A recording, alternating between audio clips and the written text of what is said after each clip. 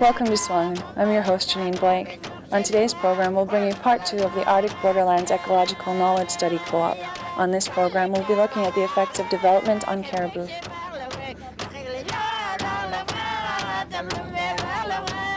Back in about 1994, our department, Environment Canada, started a program called the Ecological Monitoring and Assessment Network. And they gave each of the Environment Canada regions a bit of money to start something in our area related to ecological monitoring. And we had a meeting in Dawson City with a whole lot of both community people and government people to talk about what would be a good way to start an ecological monitoring program in our region. And we thought it would be good to build on all the good research and the good relationships that already existed in the range of the porcupine caribou herd, because it's an area where there's settled land claims, good co-management bodies, good experiences of people working together already, and a lot of work that could be built on, and also a lot of important issues. So at that meeting, people decided that the best way to run this would be to keep it a bit arm's length from government and have it run as a cooperative where people got together, pooled their information, and compared, looked at what had happened over the year and sort of kept track, so that over the years we'd build up a body of information that people could go back to and look at to see what was changing in the environment. So at that meeting, we also we talked about how to run this organization, which is where the cooperative idea came up, and also what were the important issues that people were concerned about. And people, even in 1994, were recognizing that climate change was very important for the area. So that was one, and also development impacts, especially should oil and gas get going again, which of course now we're into that phase. And the other one was contaminants. So we've been focusing since then on building up information related to those issues. And the other purpose of the co-op that people identified right from that early meeting would be that we would really try to work at looking at using both science knowledge and local knowledge, and look at new ways that we could put this together and make both types of information usable.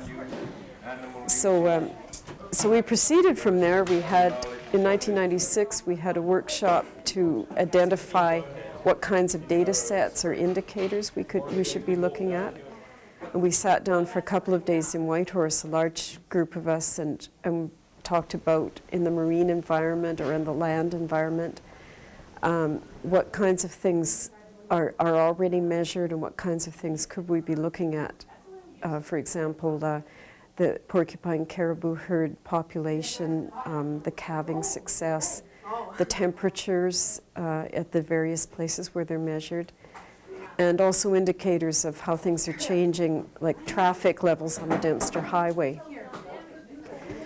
So we started working on pulling that information together, and we also started a project to record what people were observing when they were out on the land during the year. So that would, right away we started with people from Old Crow and from Aklavik and Fort McPherson. And somebody in each of those communities would be hired to go and talk to people who'd been on the land that year, so hunters and elders and women who'd been picking berries or fishing, and ask them what they'd observed that year, and then we'd come together and discuss this. So we've had 6 annual gatherings now, so we got going with that program. We've got about 4 to 5 years of information from the local monitoring programs, and we've been slowly building up our sets of information, trying to follow up on questions when people have bring up issues that they're, like you've heard here at the meetings, people talking about concerns about air traffic and how that could be affecting the caribou. That's something that came up right from the beginning. So we try to pull together that kind of information, get an idea of how much that's changing and what effect it could have. And our group came to Kaktovik as a part of a project on the sustainability of Arctic communities. It's a project that was started in 1996, trying to look at how different kinds of changes might affect life in small communities of the North. In particular, we're interested in how different kinds of development, gas and oil development, climate change, tourism, changes in government spending might affect community sustainability. It's a fairly large science project. It involves, in the first phase, it involved 22 researchers and people from many different universities. And it also involved people in 4 communities. Communities are Arctic Village, Alaska, Fort McPherson in Northwest Territories, Aklavik, and Old Crow, Yukon. And we're beginning the second phase of the project, and as we do that, we're inviting Kaktovik to participate. So the purpose of the meeting here was to bring researchers to the community, to bring people from Aklavik who had experience with our project to the community, and to talk a bit about the work that we've done, and also talk mostly about the work we hope to do in the project in the future. The first part of the project focused quite a bit on caribou as an important resource for those communities. And in the second phase, we're continuing to do some work on caribou, but we're also including marine resources, bowhead whale and beluga. So while we've been here in Aklavik, whalers, whale captains, and members of whaling crews in Kaktovik have been working with folks on our team to talk about their understanding of how climate and offshore development affects the success of whaling. Some of those discussions included the people of Aklavik who do a lot of beluga hunting. We also met with the native village of Kaktovik Tribal Council and talked a little bit about how to go forward in different parts of the project. Another piece of the project that was discussed here in Kaktovik has to do with learning from other communities' experience with development and trying to see what we as a project can do to bring that experience to Kaktovik so they can learn from other people's, what other people have been going through. So as a part of that, folks from, we had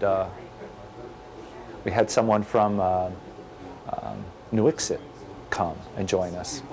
And James Tuluk from Inuvialuit, a community that many Canadian people may not be aware, a community that is just south of the Prudhoe Bay fields, and most recently the oil development has extended south into their homelands, their backyard, so that now they can actually see the development from their community. When SUAANAN returns after these messages, we'll find out how the village residents of Kaktovik feel about all of these studies.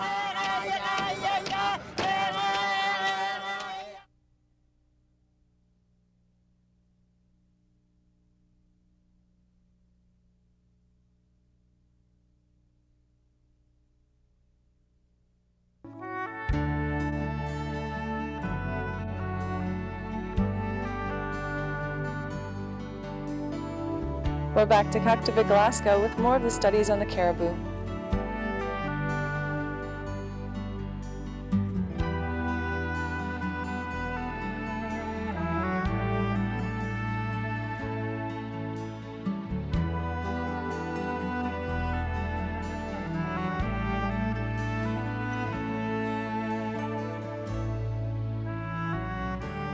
Part of the project that I'm involved with is looking at how communities can work together and work with governments to ensure that caribou hunting can continue in the future. Jack mentioned that the first 4 years of this project, did a lot of work on caribou questions, looking at how different kinds of development in the 1002 lands and how climate change might affect community hunting. James just talked a little bit about how a community can have control and work with with industry and with government agencies to make decisions.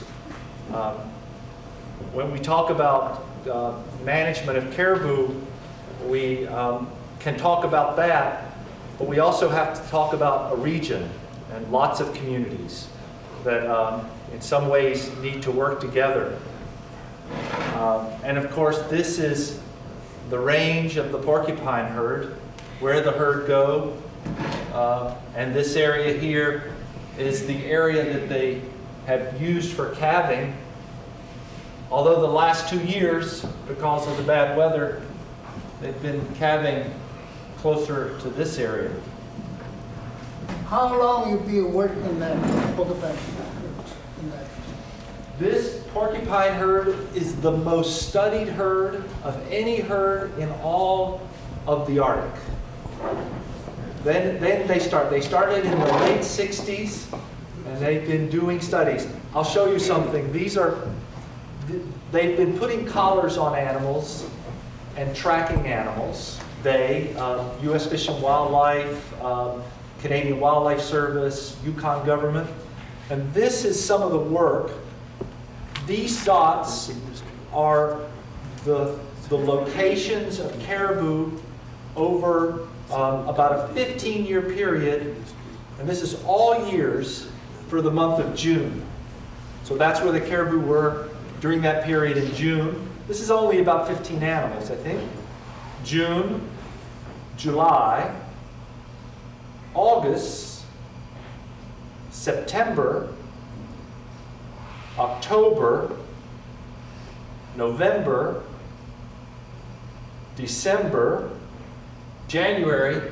Some years they're all in Canada, some years they're mostly in Alaska, and some years they're a mix. I'll get through the year. February, March, April, the spring migration, the cows moving back up, May, and June.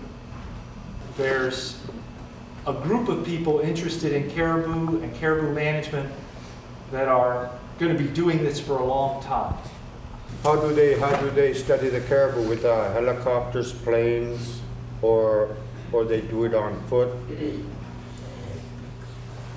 Well, they're Majority of it is with aircraft, I believe. These locations are from collars that are transmitting to a satellite, and the satellite is relocating, it is transmitting the information into a computer. But then in order for you guys to put the collar, you have to use some sort of aircraft. Is that correct? There's some use of aircraft to put collars on. In the last few years, as the result of concerns by the communities about collars, there's been more work putting collars on at river crossings. So people in Old Crow have been hired to go out in their boats with biologists. And there's certain places where the caribou cross in the migration. And they drive up with their boats, they grab them by the antler, and they hold them up, they put the collars on, and they let them go. And that's how they've been doing it. That's how they used to do it in the 70s, in the old days. And they're starting to do more and more of that now. One of the village of Kaktavik's concerns is what, if anything, is being done with all of these studies. We'll look at that and more when SUAANAN returns after these messages.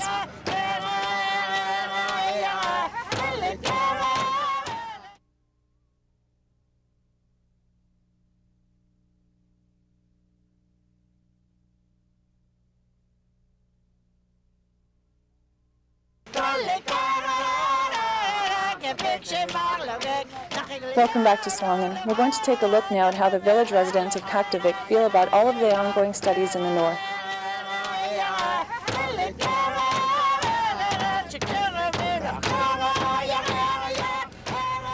why don't you guys go study some other caribou besides a porcupine? Because we depend on the porcupine also, and I feel that you guys are affecting the caribou migration route by not coming to Kaktovik. They usually come on Barter Island, not no more. And that's happened for several years. This year, only 4 caribou I caught, and I had to go way down there. I don't believe they did any capturing this year, and what the aircraft they did use this year, it was for their aerial census. With U.S. Fish and Wildlife Service tries to work with Alaska Department of Fish and Game, and they try to get a census, the number of animals, like every 2 years. And because of weather, they haven't been able to do that for a number of years. And wanting to know what's happening with the herd as far as increase or decrease, they were trying very hard to get a census this year, and it did happen. They have to get it's an aerial photo census, so they have to wait until all the animals aggregate together at one time so they can fly over and take photographs, but they need to wait for the animals to come together. And they did have this opportunity this year for one day. There was one day that the animals came together, there was no fog, the weather was okay, and they did get that aerial census. And with that, we just got the photos from Fish and Game within the last few weeks, and we're supposed to have the census count probably within a couple weeks. But I don't think we did any collaring this year. One of the, I think it's an important question to ask, and most of the work of this project is taking the research that's been done through the years and try to do something with it.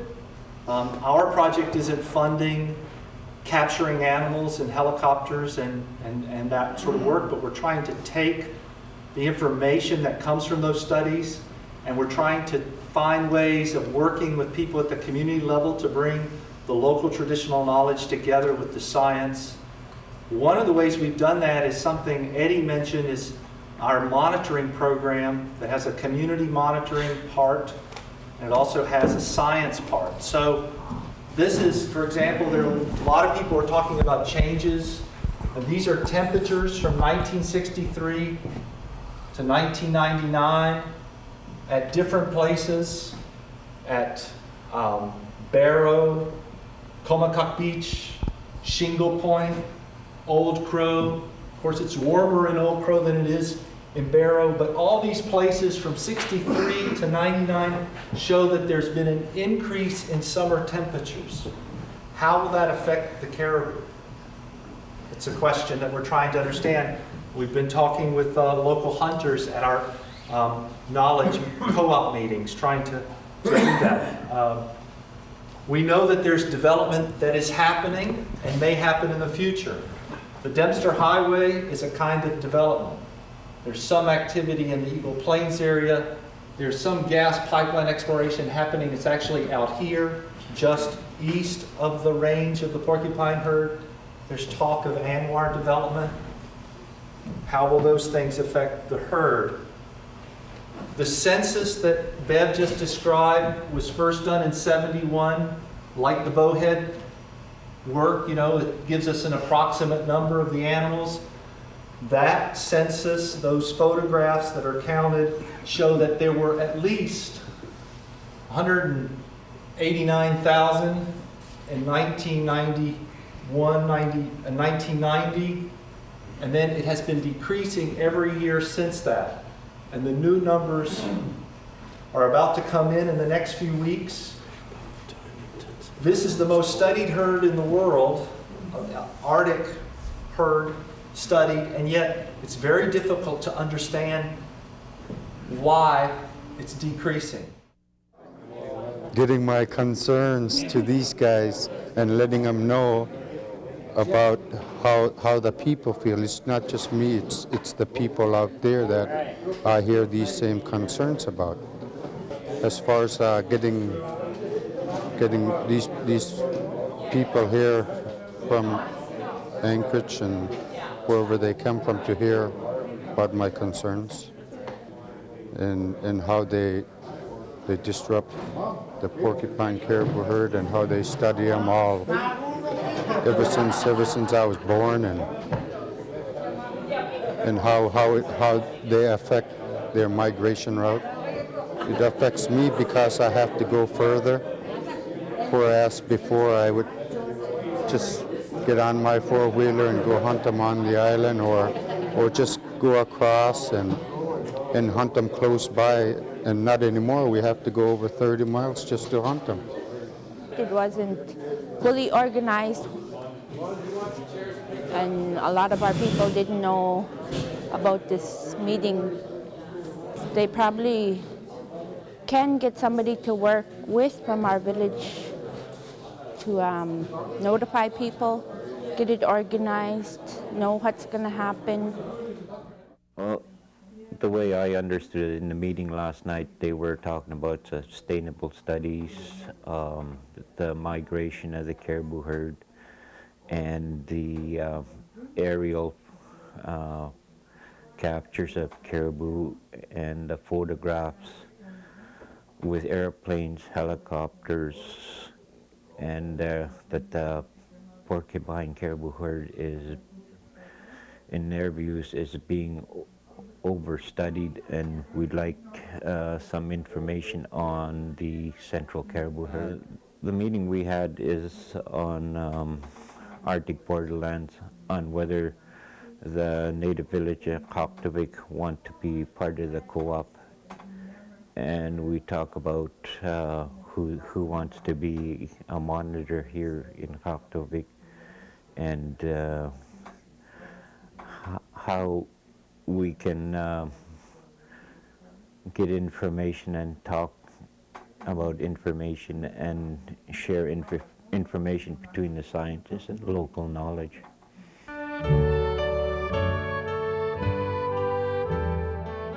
The culture and traditions of the Inuit of the Arctic have always had a direct link to our land and animals.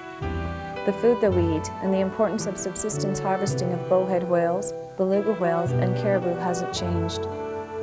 The environment around us has. The scientists and researchers that have learned from traditional knowledge taught to them by the Inupiat and Inuvialuit that certain weather conditions are important for whaling.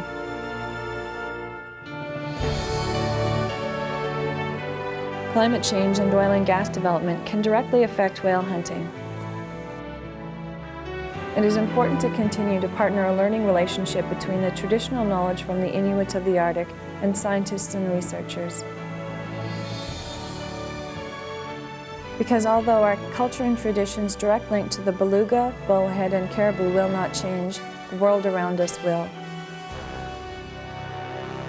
We need to preserve our traditions, but we need to understand the changing of the times as well. That was our program for this week. Thank you for watching SUAANAN. I'm your host, Janine Blake, and I'll see you next week.